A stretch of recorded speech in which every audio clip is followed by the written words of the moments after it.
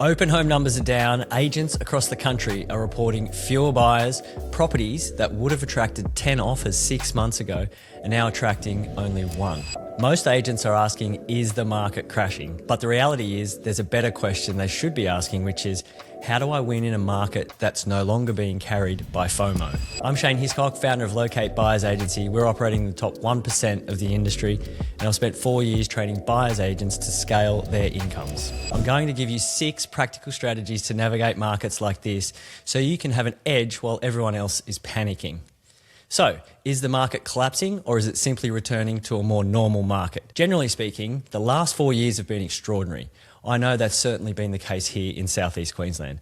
As buyers agents, we've spent years operating in highly competitive conditions. Multi-offer negotiations became the norm. Open homes were packed, buyers were falling over themselves trying to secure property. FOMO was everywhere. But now things have changed. With the recent federal budget announcements, there's a lot of uncertainty in the market. Agents across the country are reporting lower numbers through open homes. Properties that might have attracted 10 buyers 6 months ago are now attracting just 1. And for many people, it looks like the market is tanking. But if you're a buyer's agent who entered the industry in the last few years, there's a good chance you've never experienced a market like this before. I want to walk you through exactly how to navigate these conditions and, more importantly, how do you use them to your advantage. The first thing I recommend is building yourself a fact bank for your market.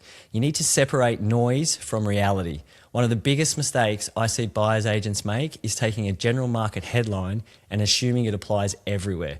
But you already know property markets operate at micro levels. It's all about supply and demand, a specific location and a specific property type. What happens with a $3 to $5 million house in a suburb can be completely different to what's happening with a $900,000 to $1.5 million townhouse in the very same suburb. So start collecting data and facts about your market. This will help clients make better decisions and it will increase their confidence in you and will also increase your confidence in yourself.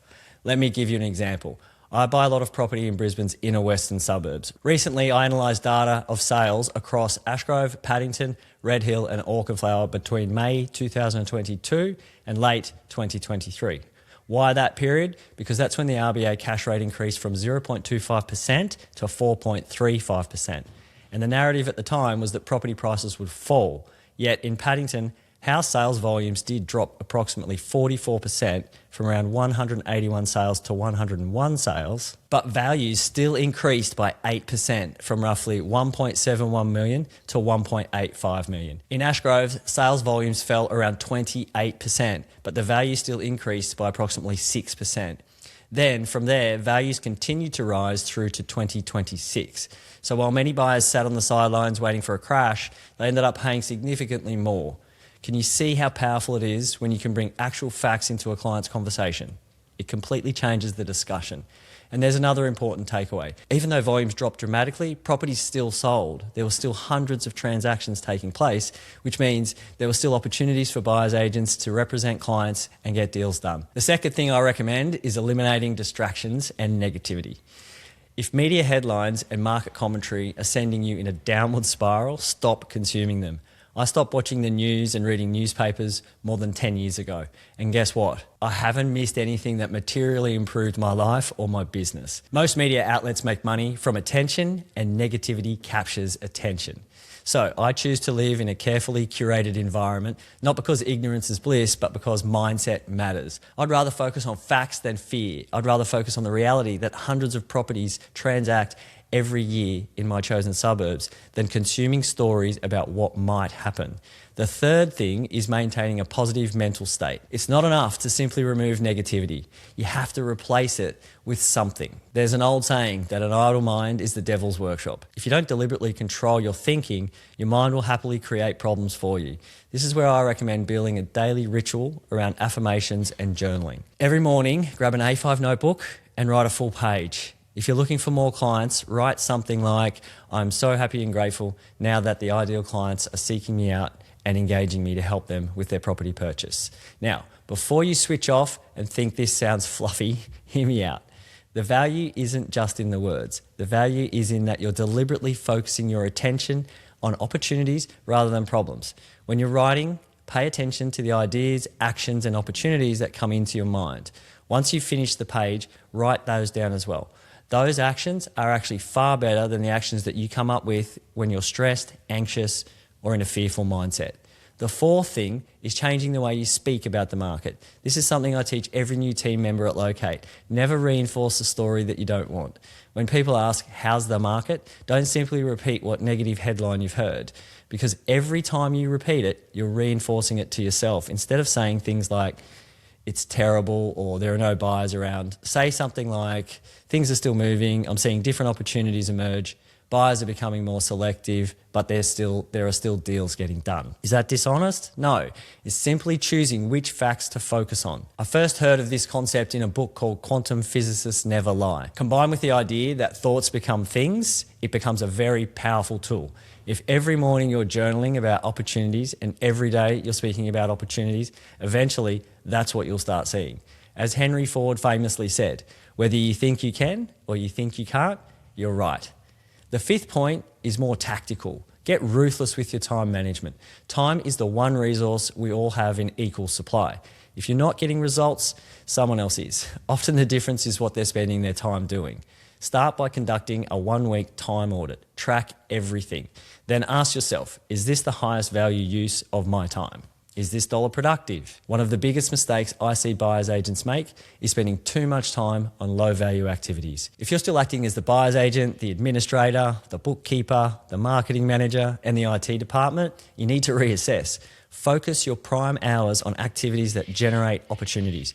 Everything else gets pushed to after hours, delegated, automated, or eliminated. And once you've identified your highest value activities, time block them. Don't task switch.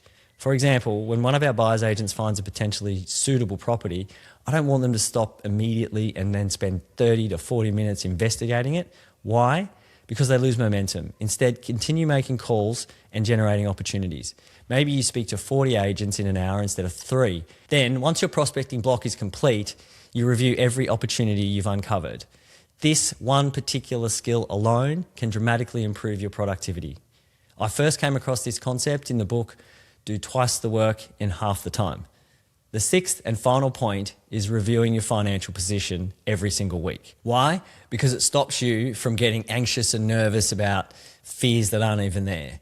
So I often see buyer's agents stressed about scenarios that haven't actually happened. There's an old acronym for fear, which means false evidence appearing real.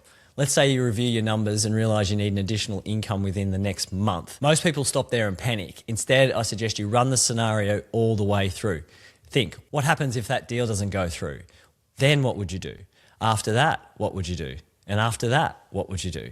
When I was getting started, I did this exercise every week for almost a year. What I discovered was that even in the worst case scenarios, I still had options.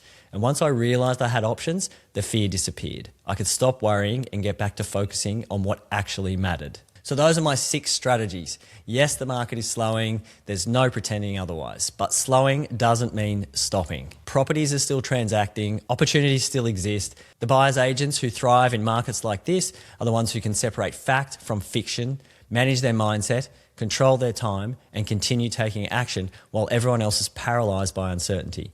Remember this, the market doesn't determine your success. Your response to the market determines your success. You can do it. I've done it. I've seen countless other people do it. And I know that these principles work. To recap, markets like this don't require panic. They require perspective. You need to separate the fact from fiction, build your own market intelligence, protect your mindset, control the story that you're telling yourself, become ruthless with time management, and stay on top of your financial position. The buyer's agents who struggle in changing markets are usually reacting to circumstances. The buyer's agents who thrive are the ones creating opportunities while everyone else is waiting for certainty. If you're tired of operating solo, second-guessing your decisions, and hitting an income ceiling, you don't have to do this alone. Jump onto the Elite Buyer's Agent Instagram page and follow us, subscribe to the podcast, and follow along as we build the community, the systems, and the tools to help you scale from 1 deal a month to 4. In our next episode, we're going to tackle one of the biggest myths in the buyer's agency industry, that all off-market deals are created equal. The reality is most buyer's agents are only scratching the surface. I'll show you the different layers of off-market opportunities, where the best deals actually come from, and how elite buyer's agents consistently access opportunities that others never even hear about. Stay tuned.